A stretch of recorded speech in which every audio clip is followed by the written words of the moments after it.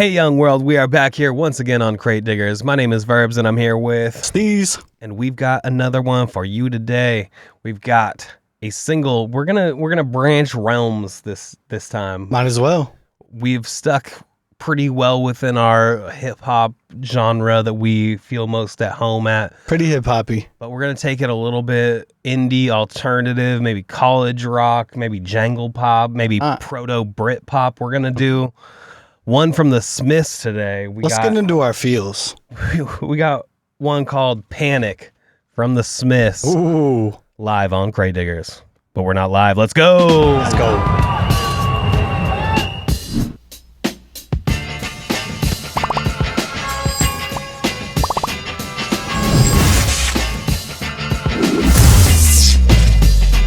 Crate Diggers. All right, we got it here. Boom. Bang. The Smiths, Panic. Smiths. Let's see here. They have always got these kind of interesting grayed out style for the photos. That's their vibe. 1986. Of course, you got Morrissey on voice, Johnny Marr on guitars, Andy Rourke, Craig Gannon, and Mike Joyce on drums. This is 1986. This is a single that comes out in between some of their albums. And Panic. It is an interesting thing. I mean, I came to the Smiths pretty late, we grew up hip hop kids. That's pretty much where we some indie rock, some indie hip hop, some R&B, a little mixed in. But that was definitely where we mostly played. I think a long time ago, it used to be more like you picked a genre and that's who you were. It defined you as a person. The majority of the time, that's what you were listening to, like just kind of representing yourself as that. Yeah, your friends probably listened to hip hop, and that's what your circle did. So yeah. I didn't grow up on the Smiths and the Cure and stuff like that, but that was something that I came to later on. And actually was through listening to podcasts that I feel like really was one of the ways that I came to the Smiths in particular. I would say Scott Aukerman of Comedy Bang Bang. I feel like he would reference the Smiths. Scotty Ox. I feel like he would talk about like, please, give me what I want. I think that's what. Damn it, the Smiths titles always they are love doing this. They have love interesting long titles. So I remember that, and then also past guest of Crate Diggers in our earliest form. We started this podcast in 2014 in audio only, so we ain't new jacks. All right. But anyway, we started coming back to this, but before we finished the audio version of the show, we had on comedian April Richardson. And such a great interview. April Richardson, she's amazing. Check her out. She was a writer on Chelsea Handler. April. She would tour all over the place as a comedian. Is just hilarious. She was an amazing set for us. She did so good at the live show. She's such a personable person and hilarious. Huge sweetheart. Also, the fact that a few months ago she posted up a video and she was rocking her Crate Diggers sweater that we gave her, or a sweatshirt that we gave her. And there's only a few of them, and she has three of those in the world. So anyway, so love to April, and April was a big fan of the Smiths, and coming to it late, I can acknowledge that. Yeah, we'll take a second here. I know Morrissey's a xenophobic and probably racist piece of shit. I'm gonna talk about these. We acknowledge that from the 80s. I'm gonna shout out Johnny Marr, who was a Portland resident for a long time, guitarist extraordinaire. Speaking on Johnny Marr, I believe there's an episode of QLS, Questlove Supreme, where they have him on. And he just goes through discography and talking about guitar style and stuff like that, and sound and like recording, and just a genius person. I couldn't believe he has such a passion for music. Like, he's still just doing it. But not just that, he's just like, he broke down playing this type of music better than I've heard anybody ever do it. So shout out Johnny Marr, huge fan. Well, they're in this era like pre-Blur, pre-Oasis, and that kind of stuff. And you can hear the guitar sound. It's distinctly the Smiths. It is the guitar. I mean, the guitar is what makes them stand out, because like in this era, you have all these bands that are really into like synth, because synth pop and dance pop is like really cracking in the late 80s, mid 80s. So they stand out for that reason. You know, they have a different sound to them. So yeah, I think I came to it again through you know, different musical influences that were actually comedians. So, right, yeah. But this song in particular, I like this song because it's got one of the greatest like repeated hooks in music history. And as a DJ, I always love when they get referenced as a DJ. Oh, in a me song. too. So me too. It's got immediate spin. One of the best DJ references you ever heard. We'll see. I can give you some background on this track. This is an interesting one. Like it, Morrissey's kind of a grumpy old fuck, and he's kind of always been that way. And it's he is known for incredibly like well-timed whining, and it just comes off as genuine. Like, I think of the people that, you know, that we came up in a certain era where there was like the real hip hop dudes and they were like very caught up on like, they weren't the, you know, ringtone rap. They weren't the Southern rap that was like popping. They were like, they're not like a label like single heads, dance you know, music. like that kind of shit. Yeah. I feel like Morrissey's kind of in that realm I where get it. Yeah. you know, if it didn't mean something, then it's not, you know, doesn't have that big of a place. So there are big statements even in the fucking track titles. Yeah. Like he was continuously bold, and I feel like some of it, like even full albums, are like very cohesive because he never breaks his theme or his tone like that often. And realistically, just always having a guitar sound with bass and drums instead of just a heavy synth pad, it just like lends a classic sound. And I got into them too much later, just kind of digging through YouTube of songs I had already heard or heard on TV shows that I liked from them. And I was like, wow, like they make full albums that really actually say quite a bit and do pretty well, like connecting to you as like a classic. So I respect the Smiths sound wholeheartedly. So with Panic, Panic is born out of, this is the story it goes, that around the time of the Chernobyl disaster, they listen to local pop radio and they turn it on, and it's I Want to Dance with Somebody by Whitney Houston. And this is at the same time as this, you know, catastrophic world-changing disaster is happening. And so obviously there's this like clash in what's going on in the world versus I want to dance with somebody.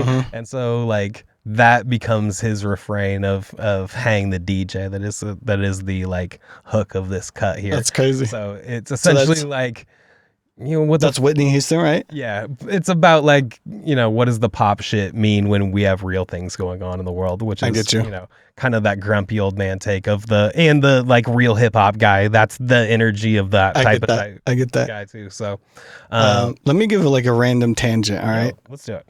All right, so Whitney Houston or Britney Spears, who has more number one hit singles?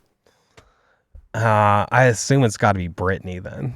What do you think, producer? Producer Jimmy. I was not prepared to answer this kind of question. Well, just a random, just off top. I give you a question off top, just like guess. What do you think? I think I'm gonna go Britney. What about you? Same. I said Britney. Whitney Houston had more number one. She has like 11. Okay. And Britney apparently didn't get more than, I believe it was 6 or 5. And what's crazy is I looked up songs like Crazy and Toxic, which I thought were like peak number one songs. They actually weren't. They actually never went number one. Well, and it's because she had so much competition in pop. Yeah, that's what I was about to say. And some hip hop was taking over at the early 2000s. So you would have Eminem, you would have like Blink 182, NSYNC, Backstreet Boys, like huge followings. So like and even Christina Aguilera or whatever. So it's like you have these times where you'd always have somebody competing. So like, unless it times out perfectly, hitting that number one is really hard. Yeah. I just bring up because you were talking about Whitney, because that blew my mind. Because now just thinking about Whitney as a person is like, wait, what? That was a person who absolutely dominated. That's just a number. That's like a Beyonce era run, like 10 number ones. I think it was like, it's incredible. in that era, there was kind of like, it was either Whitney or Mariah was like the She's best the voice. singer, Yeah. the best voice. She's so the voice. I'm not surprised to hear that. But anyway, so this is comes out of a reaction, 1986, a reaction to what's going on in the world here. And shout out the Chernobyl series on HBO. Banger. It's fucking good. Bang. It's so good. Guys. Perfect 10. It's really good. So I think we're going to get into this one. We're going to listen to Let's the Panic. Smiths' Panic. And the other thing I want to say is like they do really great short songs. The song's 2 minutes, 20 seconds. Yeah, and it I agree. always has like a shift. Mhm. So like I've noticed that they'll repeat things and it'll be really catchy, and then it'll shift to something else that is again really catchy. A different And it's refrain. Like, how did you come up with two really great hooks? I agree. For one song. And the guitar goes with it. So yes, we are back here once again on Crate Diggers. This one is The Smiths' Panic, and this one's at 45 RPM, which is kind of interesting for a 12-inch single. Set your tables, folks. Set your tables. Make sure it's not too slow on you. We're going to give a little listen to this one here. Let's Panic. I know I'm early on this drop. Nah. See? Oh, it's too So much room.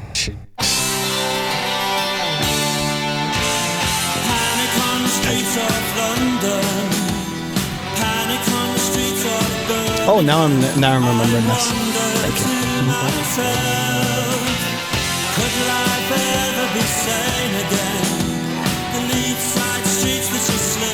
I love that. I love it. That's so good. I just legitimately love his tone.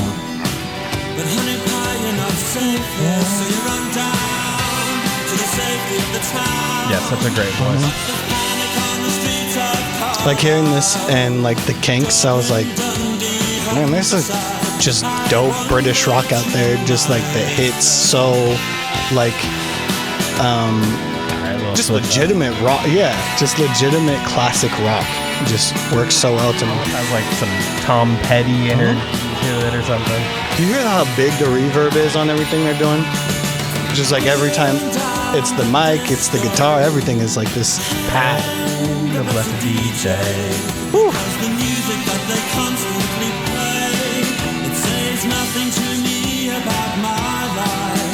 That's a banger. I love throwing this one into a mix on my, open format sets. Don't hang Casey Kasem. Hang the DJ. I imagine that's what he's talking about, right? What's that? Like the radio DJ. Yeah. Because, I mean, just like, don't do that to us. Like, we're trying to have fun. We're doing a react show.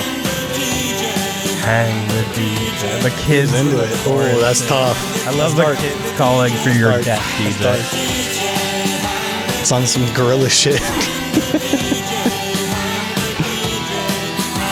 Such a pleasant tone for the death call. If you want to be sincere in rock, for some reason you go to the kid choir.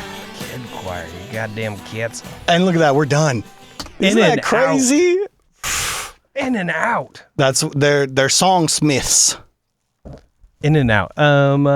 I got a pop. Have you got to In and Out since In and Out has come out here? Nah, it's in a place I'm not really admiring that much. So the Pacific Northwest, California always had a stranglehold on the In and Out scene. Undinable drive-through burgers. They just dominated that corner. But they're starting to speckle them around here, and so now you see these ridiculous lines down the block. I saw they're open till 1:30 a.m. I mean, for the I'm Northwest, going at 1:20 just so I can get past this line in Ridgefield. Hey, and no one should go to Ridgefield. All right, let's keep it moving. And the fries, can we talk about it? They're not that good, guys. All right. Hey, I actually I have a little talk tip about for you it. on that. I know have a little tip for you on that. This. Jimmy, tell me about your fry tip. You got to get them. You got to get them extra crispy. Gotta get them crisp. This is what I've heard. Yep. It's completely different. Is this a night and day? Do they look at you like you're an No, it's a normal thing. Okay. It's just a normal thing. They're like, oh, okay, we just put them in for longer. Like, it's really not a big deal for them. They're cooking so much all of the time. They just leave it in for longer. All right, my friend. Getting them. Yeah. Okay, that's what's about to happen. I don't know how In and Out came to mind, but In and Out, like a villain on this track. That's right, Yes, there it guys. is. Crazy. So, first initial reactions to Panic by The Smiths. That was fucking fire, dude. Fun. That's so fire. He did do your change that you were talking about, but like the change of the refrain, like the lyrics are awesome before that. The way he was bouncing and da-da-da-da-da, like that's, I think he thrives when he gets to do that really nice bouncy type of verse. And then when he gets into the refrain, Hang the DJ, and it's like really nice and melodic. And then they kind of slowly turn up the choir kids. And you're like, oh, he's sincerely getting this part of the message across. And I get it. Yeah, it's cool. It's kind of punk, right? Right. And it's also, I mean, it's probably tongue in cheek. Yeah, he's funny. You know, he's clearly pointing out they're playing music that doesn't mean anything to him. And so, you know, he wants to hear stuff that means something to him, which is, I understand that too. But also, don't come at me with no requests, all right? Right, because it's just the fact that there's room for, you know, the sweet and the sour. You just, when you got like a palate, you're not just going to always ask for Kendrick. Sometimes you want the 50 Cent. Sometimes you want the, you know, you have your taste and I get it. But like this hits so good for me. I'm a big Smiths fan now, just like, as far as just like something to play that mixes in with like the type of rock I like, which is like the Strokes and, you know, Franz Ferdinand and stuff from the era that I was growing up in, like the Shins. The Shins is my favorite band. So when I play this in the mix of my rock, that's fucking great right there. That's literally something I'll add to my playlist. That's fucking great. Awesome. All right, let's switch it up because this is a two-sided record, of course. We've got Vicar In A Tutu. Now this one obviously is a little bit of a, it doesn't sound very posh. It is very British. It is a lash out at the Anglican church here. And wouldn't it be silly if they were cross-dressing, wouldn't it? So I guess that's the isn't it? So that's the track that we We're got. Ted Lasso fans. Sorry. I'd like, you know, got to do the accent every now and then. You got to. So yeah, we'll get into this one here. This one is a little bit less. You said it's like a record ending type vibe. No, we're gonna get into that one next. Okay. So we'll play this one. Oh, nice. Here, this has 3 songs on it. So Vicar In A Tutu is this one. 220. We'll get In and Out again. Okay. Pretty silly. Let's go. Crate Diggers, we're back. First time listen.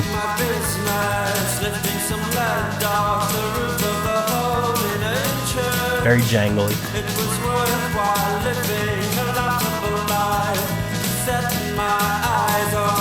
A little bit of like a travel-y guitar sound.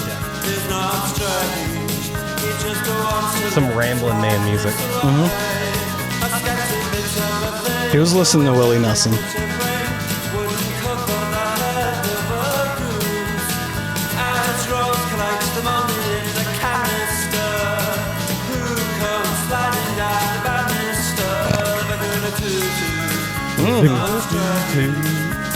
I mean, it's a fun little line to say fast. That's for sure.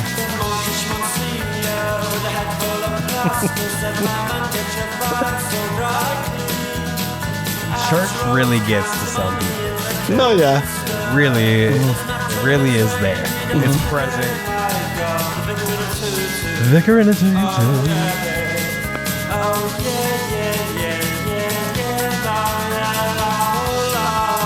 That's a nice melody too.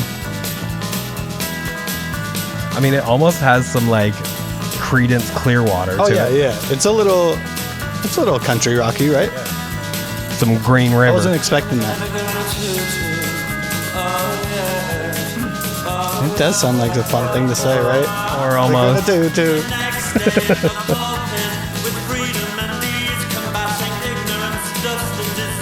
Okay. It's like sometimes you're just looking for a palette to say like all the shit you want to say, and like this is nice, like a nice like not much change to it, right? Just kind of repetitive. Now, this seems like an album track that you play on a road trip, right? Like this is. I could see somebody traveling down the road in a old kind of beat up car. Oh sure, yeah. Seems right.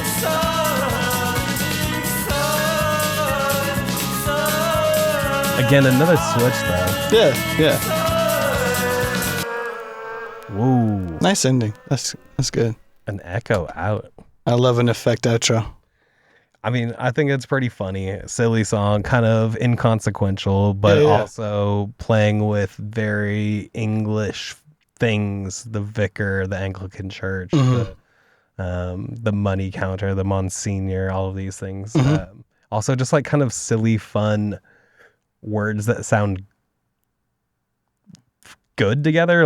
Just like kind of sounded like monkish Monsignor, I think is one of the phrases that he says in there. He has an insane, he has an insane way of writing that's like, I guess it's more poetry slanted, right? Like it doesn't have like a U2 style writing. It's pretty much more like your emotions are kind of flowing through this verse.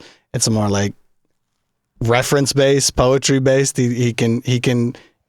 Vicar In A Tutu is not a common thing to say. So as far as one of my favorite things about the Smiths and I guess Morrissey in particular, though, one of the reasons that I kind of got drawn to it was I read this article about how important he was to Chicano and Mexican. Okay, I've heard this before. Different groups of people are like super into the music. Yeah, and apparently it's like. Maybe something about the types of songs that he writes that are kind of fitting into the like lovelorn. Oh, sure, bolero. And right there, that even makes more sense. Listen to the type of instrumentation, like the way he was playing that too. Like it's really, I kind of get it. Like I've heard a lot of Spanish and Latin music too as well, and the rock style does lend itself to that kind of sentiment. Like the way he's a little bit more angsty and a little bit more, why'd you do this type of, he's a little bit more outspoken too. Like he's trying to push honesty through some messaging. I think a lot of the music that he writes ends up being about being an outsider and being lonely and being disconnected. And I think that's an easy thing to attach to for any cultures that feel outside of the mainstream. I think that's kind of makes sense that there would be some people that are drawn to it. So the last song on here is, I think it's called the Draize Train. It's spelled Draize. This song apparently is one of the songs that they would play at the end of sets for a long time. It kind of reminds me again of Creedence Clearwater again. Their song Keep On Chugglin', even though Keep On Chugglin', that's your shit. I love Verbz. Keep On Chugglin'. I chuggle all day. He's chugglin' most of the time.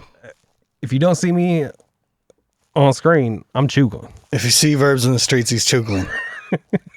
So I love that song. It also is one of these songs that is mostly instrumental. We gotta play it sometime. Is all instrumental, but chugglin' is mostly instrumental. It has this big build up, and it's a lot of like flexing the band off and letting them show their like kind of climactic feel and bring it all together. So Draize Train is kind of their version of that thing where it's like, it's a nice outro-y the flex of the band are going to flex on this one. So, that's sick. This is again from the 1986 single Panic from the Smiths. We've already heard Panic and Vicar In A Tutu, and now we're going to listen to the Draize Train. Let's do this. Great Diggers, we're going back. Let's just keep it chugglin', guys. Just keep on chugglin'. You probably don't need to listen to this whole one because this one they actually let ride because, if you're chugglin', you got to let it chuggle. Whew. I think this is kind of like a Johnny Marr flex song. Damn. There's a little bit of keys going on there. I could see some very stiff white dancing to this song. That's fire. Yeah. Hit that shit. That's the type of chugglin' they were doing. It immediately reminded me of something. It immediately reminded me of a song, and now I can't pin it anymore. I mean, this almost could be a b-boy cut.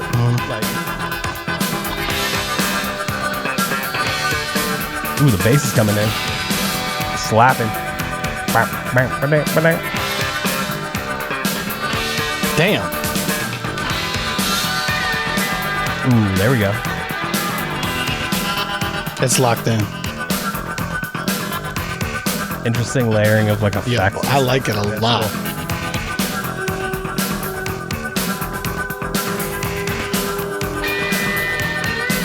Popping and locking it. I can see crazy layers. I can see nerds rocking out. Some like little goth kid in a trench coat. Just slam into this. Gigging.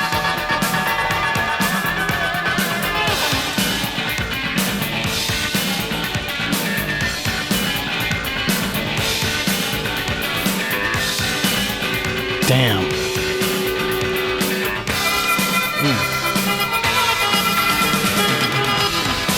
Letting it rock. Oof. We haven't really done anything like this on the not at all. Oh yeah, this is fun. Man, I love this sound. They're groovy. Damn. I always love it when a band gets let loose. It's like, oh, you know, we could actually do this. Oh yeah, just listen to the Roots for the rest of the song. It's like, the Roots pretty good.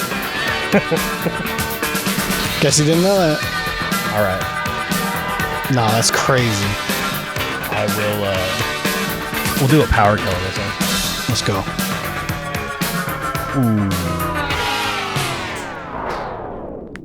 Ooh. Oof. Fun. The Smiths, man. Dude, that's crazy. I didn't know they had that in them. I mean, I knew Johnny Marr's in the damn band, though. Whew.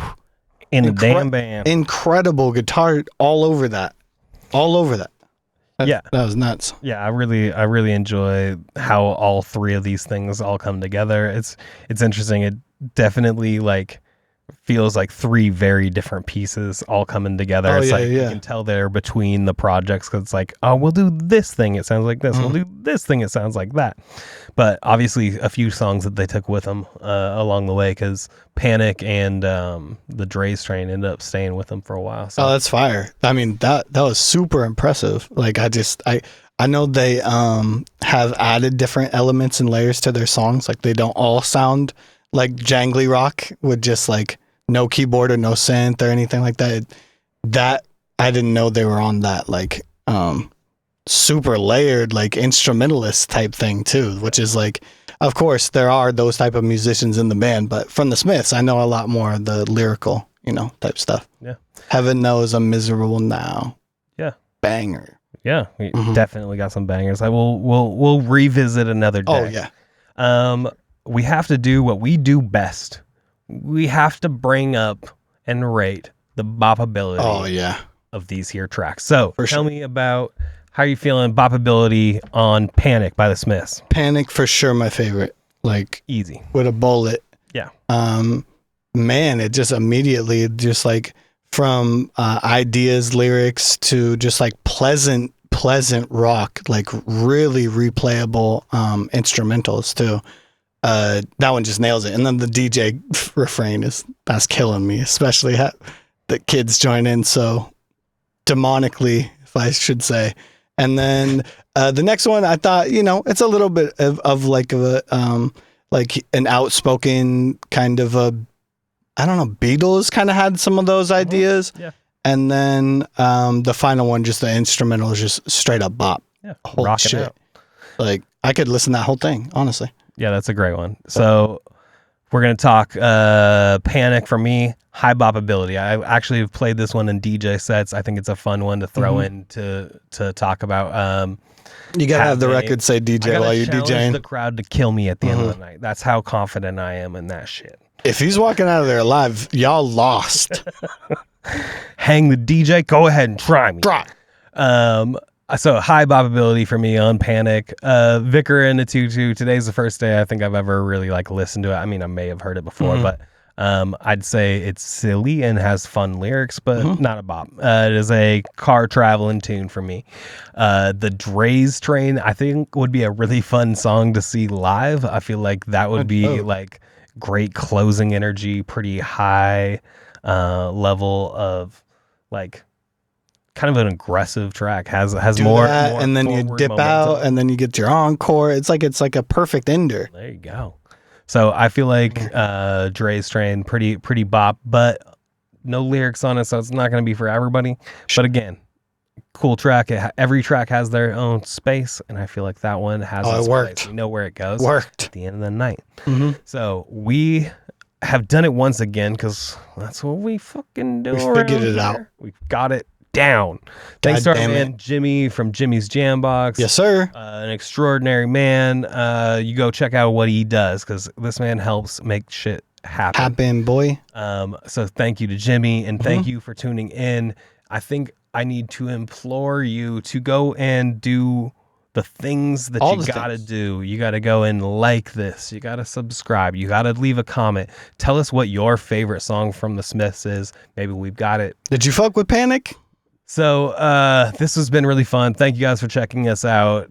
Tune in next time. I think our next episode, what have we got down here? I think the next episode. What we got? Maybe a little classic and maybe an all-time classic.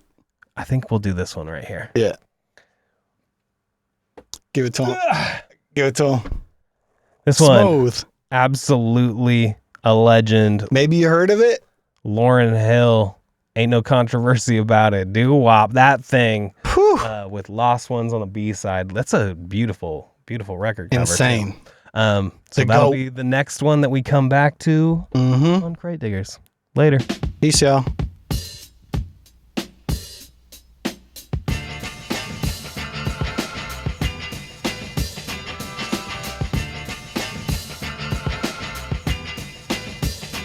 Crate Diggers. And tell your mom.